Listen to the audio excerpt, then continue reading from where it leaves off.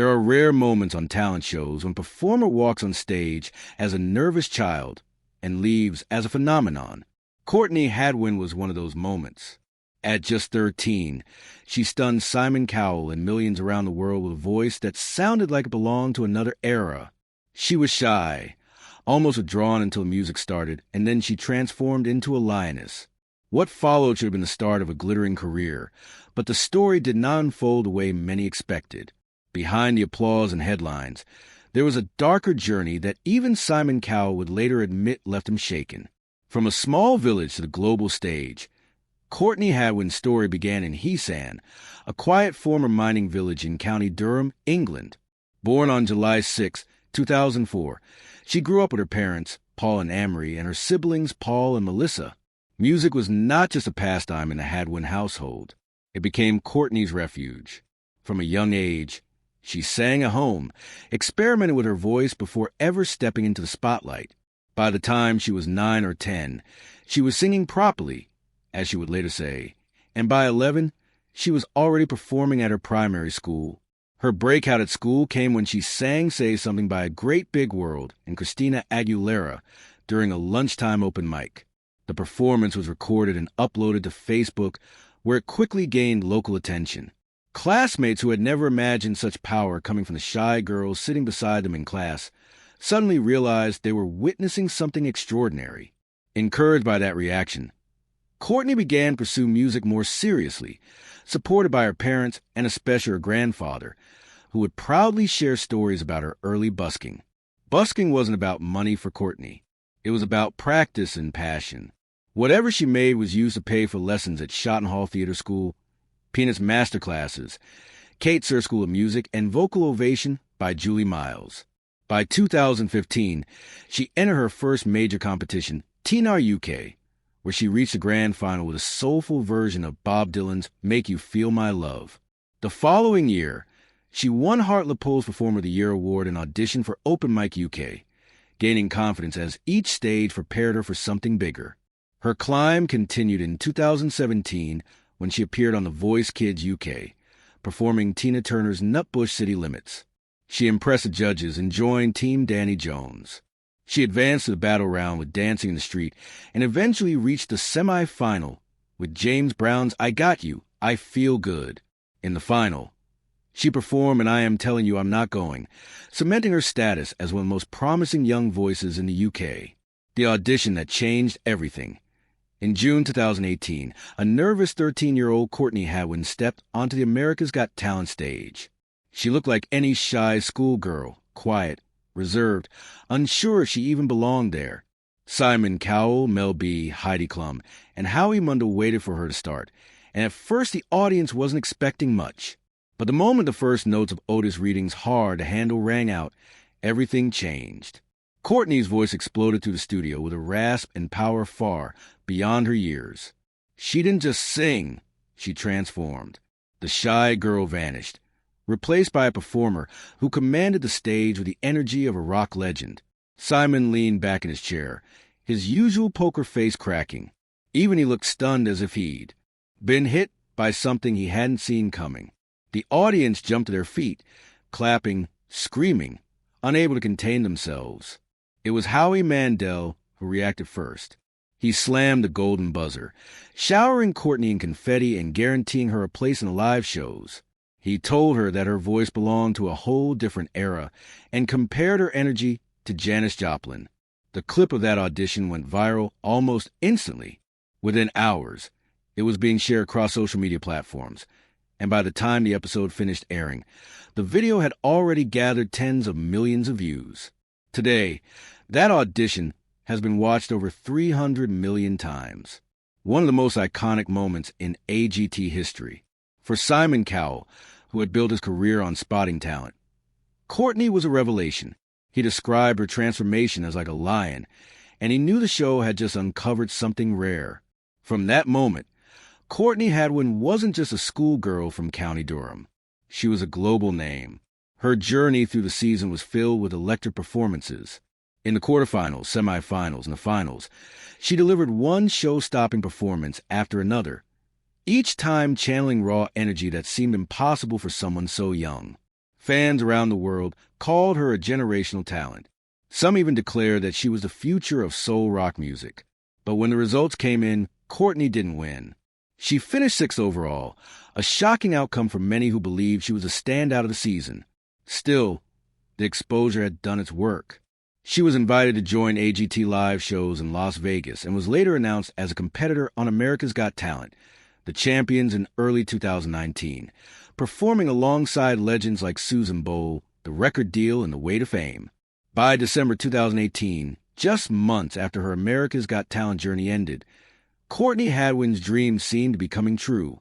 At only 14 years old, she signed a long-term recording and publishing deal with Simon Cowell's Psycho Music in partnership with Arista Records.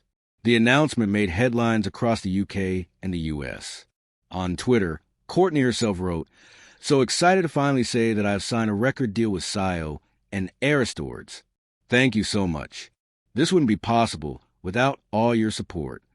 Number sign dreams do come true. Now let's make music." Her family celebrated with pride. Her mother, Anne Marie, said, "Courtney has worked so hard over the past few years, and she deserves everything that comes her way.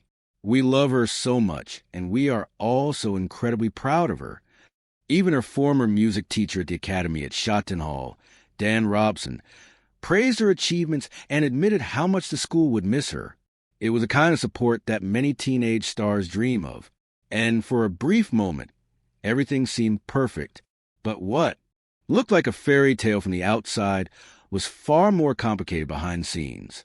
Courtney was still just a child trying to balance school, family, and the weight of a major record deal. Almost overnight, she had gone from open mic nights in County Durham to being molded for international stardom. Studio sessions were scheduled back-to-back. Producers pitched songs, hooks, and beats designed for radio.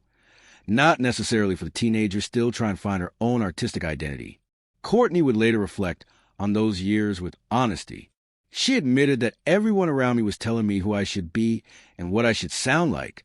Instead of exploring her raw blues rock energy, she often felt pushed toward polished pop soul tracks that didn't match her voice or her heart. The constant comparisons to Janis Joplin, while flattering, also became a trap.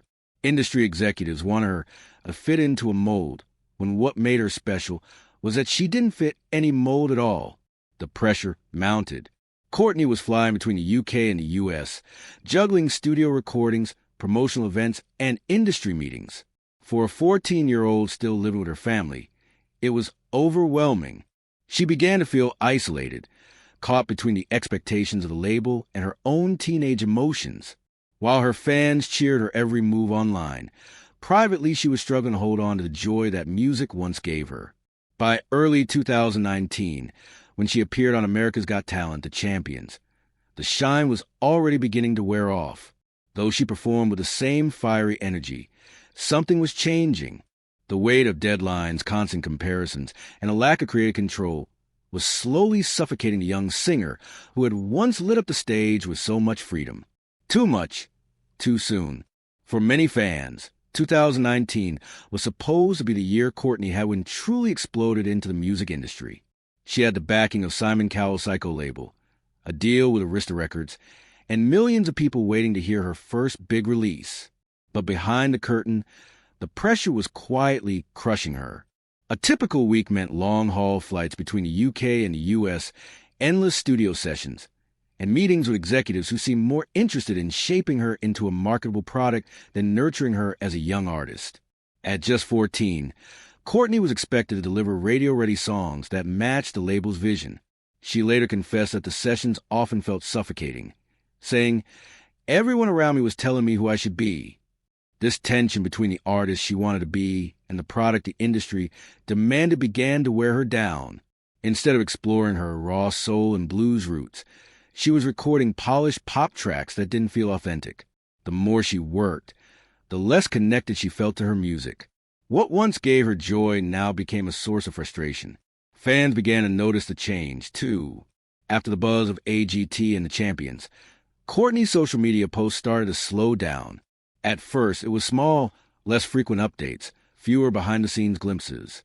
Then, her presence nearly disappeared altogether. People began to ask questions.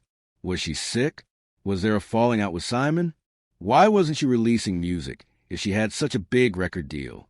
Rumors swirled online. Some speculated she had suffered a breakdown. Others thought she might have quit music altogether. The truth was more complicated. Courtney was still writing, still trying, but she was doing it quietly, away from the glare of expectations. She was retreating from the spotlight, not because she didn't love music anymore, but because the industry had made her feel like she had no voice in her own career. Meanwhile, Simon Cowell moved on with the next season of America's Got Talent. The cameras rolled. New hopefuls auditioned, and the machine continued. For him, Courtney was another talent he had discovered, another deal signed. But for Courtney, it felt like she had been left to navigate the harshest parts of fame alone, finding her voice again. By the early 2020s, Courtney Hadwin's absence from a mainstream music scene was undeniable. The whirlwind of America's Got Talent, the Las Vegas shows, the Champion spinoff, and the much-celebrated Psycho/Arista deal had all faded into silence. But behind that silence, Courtney was slowly rediscovering herself. No longer tied to the heavy machinery of a major label, she started writing and recording on her own terms. One of the most important turning points came when she began working with Grammy-winning producer Kevin Bowe, known for his collaborations with Joe Cocker and Ada James. With him, Courtney wasn't just another young artist pressured to chase radio hits. She was encouraged to write honestly, to embrace her grit, and to channel her raw emotions into songs that sounded like her. For the first time in years, she felt like she had control over her own music. The songs that followed reflected that shift. Tracks like Monsters, Breakable, That Girl Don't Live Here, and especially You Only Love Me When I Lie weren't polished pop singles designed to fit neatly into playlists. They were raw, emotional, and fearless.